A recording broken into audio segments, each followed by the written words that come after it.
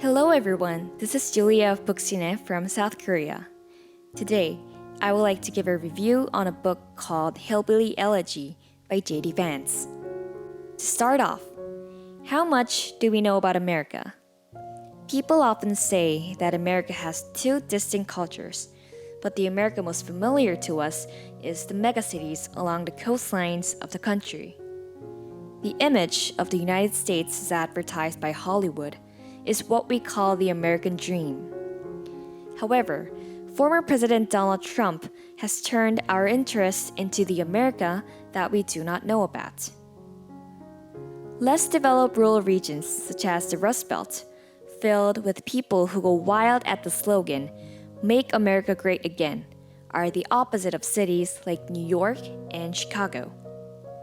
Right after World War II, Rust Belt cities were vibrant with the inflow of people and capital. But as the manufacturing business tilted toward Germany and also Asian countries such as Japan, Rust Belt started to feel its gap widening with the coastal cities that were growing ever so fast. The declining northeastern cities that are blocked by the Appalachian Mountains are the naked reality of America that we did not know about. How the book talks about the white working class instead of the colored, and how the American dream was not realized to the whites surprises us. The author J.D. Vance is a successful venture capitalist in Silicon Valley who graduated from Yale Law and is married to a lawyer. This profile makes us think that he might have been born with a silver spoon in his hands, but in reality, his early background is filled with poverty and violence in a single family. The people of Middletown, Ohio, his birthplace, are mostly the poor with heavy dependence on drugs. His mother also suffered from addiction, and his grandparents who raised him did not even finish high school. As Vance grew up, he went through many stepfathers. People say poverty charges interest. Those born in deprived backgrounds have a late start in everything, including the food they eat or the education they get. The gap becomes larger and larger, which makes it very difficult for them to plan a future ahead. If the lives they see are all tainted with drugs, alcohol, violence, and crime, it is not easy to even imagine life outside it. Hope of a better tomorrow only comes where it is possible. Different starting points of life makes people passive, only to be dragged around by the cruel fates of life. Their failure leads to more and more failure. According to Vance, Middletown people think that successful are just too different from themselves, harder to fail than to succeed. This deterministic thought stops them from trying. They confuse lack of effort with lack of ability, only to just give up on their future. The shared sentiment in a loser's group lowers their individual expectations for themselves. Vance's grandparents and also his mother chooses marriage instead of a high school diploma to escape domestic violence. However, they only find themselves trapped in another violent family. We cannot explain why Vance's grandparents were so violent and addicted to alcohol, but we can only assume that they have replicated the only lives they saw. You can't choose a healthy middle-class life when you don't really know what it's like. Hillbillies dislike people who look different, talk different, and act different from them.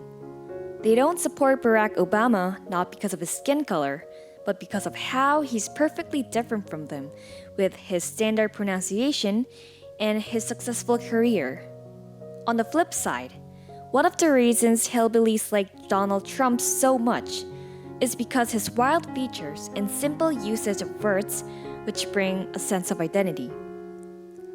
The geographic barrier that is the Appalachians causes problems in that it creates barriers for moral views and cultures as well. How Vance did not know what to wear for a job interview, or how he was flustered at not knowing appropriate table manners, show how he grew up in such an underdeveloped culture. Cultural capital is naturally shaped in different social and educational environments, therefore making it impossible for the socially trapped to move up a ladder. How the poor cannot improve their lives even with sufficient welfare can be explained by this phenomenon. But not everyone who's deprived lives as a failure. It is true that Vance's mother was a victim and a survivor of domestic violence, but his aunts lived a different life. Also, his sister Lindsay eventually had a happy family. Most of all, Vance himself led a very successful life. It is important to highlight what was different for them. For Vance, who went a different way from the Hillbillies, his first entry into a different world was the Marine Corps. His decision to serve was his shot at a breakthrough when he was not ready for the outside world at all. There, he realized the life he had and the food he ate was all a mess. Vance slowly learns the basics in life, such as saving up or setting goals for himself, and escapes from his lifelong self-doubt.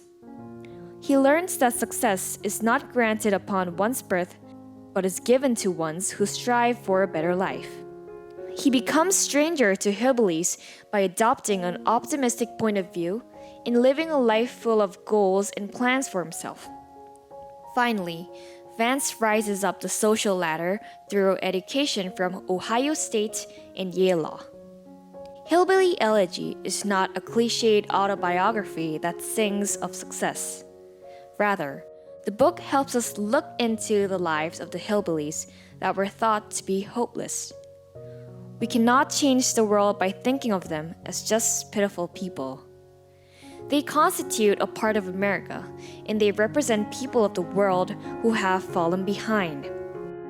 The readers of this book could be living much different from the hillbillies, and the ones they do need help are most likely to be crouching in social discrimination, with reading considered a luxury. Just like how Vance escaped his addict mother by knowing and forgiving her, we cannot find a solution without knowing the true nature of the problem. Maybe there is hope in how people know not to give up on those social issues. We pay attention to those problems knowing that we all have responsibility as a society. No one chose where to be born, but we can choose our future. Life is unfair, but it is one's own right to try to change their fate. This is what Vance wanted to tell us by sharing his own humbling stories about his family. Vance stresses what had his back was his family's strong affection. The love and attention from his grandparents were what always protected Vance and his sisters. His grandparents continuously emphasized the importance of education, which is the only way up the ladder. Like that, we need to teach those deprived children that there is more to life than just surviving every day and relieving them of their emotional poverty.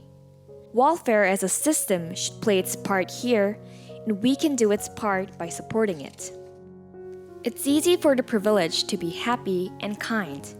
On the other hand, it is certainly difficult to try to get out a dark pit of life with only willpower on your hands. Hence why Vance's success is talked about many who admire him. Would the fact that not everyone succeeds with a silver spoon be a consolation? Like Vance said, once you see the light, there's no going back. It is society's responsibility to show people the light. What will we need for the society to be where failure does not lead to more failure and be granted a second chance? Jealousy of the rich, mockery of the poor, and polarization is most certainly not what we want. We need the middle class to identify with the poor and provide a platform of unity. Moreover, a sturdy middle class is good soil for the values and rules of the common good. Extreme polarization only brings about political populism. In a world where it is getting more and more difficult to move up a ladder, Hillbilly Elegy says a lot. I trust that facing the reality is the first step toward a better world. Thank you for listening, and if you liked my video, I hope you subscribe. I'll see you in my next video.